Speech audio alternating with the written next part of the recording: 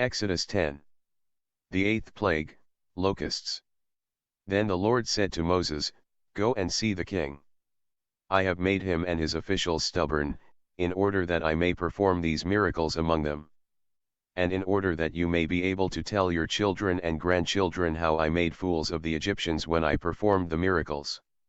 All of you will know that I am the Lord. So Moses and Aaron went to the king and said to him, The Lord, the God of the Hebrews, says, How much longer will you refuse to submit to me? Let my people go, so that they may worship me. If you keep on refusing, then I will bring locusts into your country tomorrow. There will be so many that they will completely cover the ground. They will eat everything that the hail did not destroy, even the trees that are left. They will fill your palaces and the houses of all your officials and all your people. They will be worse than anything your ancestors ever saw. Then Moses turned and left. The king's officials said to him, How long is this man going to give us trouble? Let the Israelite men go, so that they can worship the Lord their God. Don't you realize that Egypt is ruined? So Moses and Aaron were brought back to the king, and he said to them, You may go and worship the Lord your God. But exactly who will go? Moses answered, We will all go, including our children and our old people. We will take our sons and daughters, our sheep and goats, and our cattle, because we must hold a festival to honor the Lord. The king said, I swear by the Lord that I will never let you take your women and children. It is clear that you are plotting to revolt. No. Only the men may go and worship the Lord if that is what you want. With that, Moses and Aaron were driven out of the king's presence. Then the Lord said to Moses, Raise your hand over the land of Egypt to bring the locusts.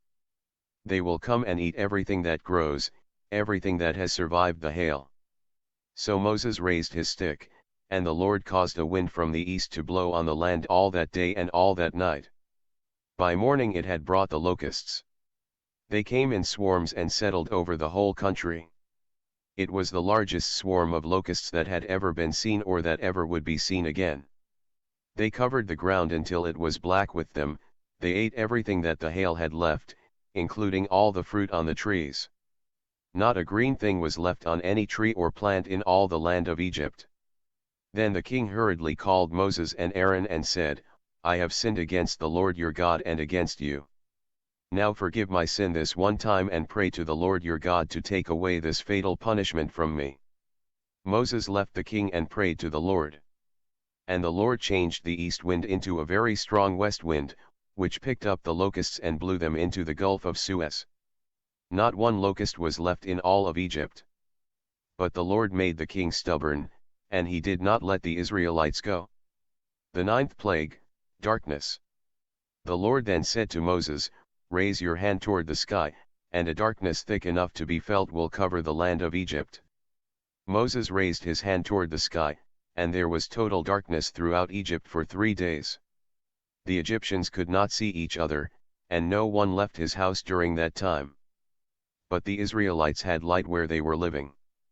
The king called Moses and said, You may go and worship the Lord, even your women and children may go with you. But your sheep, goats, and cattle must stay here. Moses answered, Then you would have to provide us with animals for sacrifices and burnt offerings to offer to the Lord our God. No, we will take our animals with us, not one will be left behind. We ourselves must select the animals with which to worship the Lord our God. And until we get there, we will not know what animals to sacrifice to him. The Lord made the king stubborn, and he would not let them go. He said to Moses, Get out of my sight. Don't let me ever see you again. On the day I do, you will die. You are right, Moses answered. You will never see me again.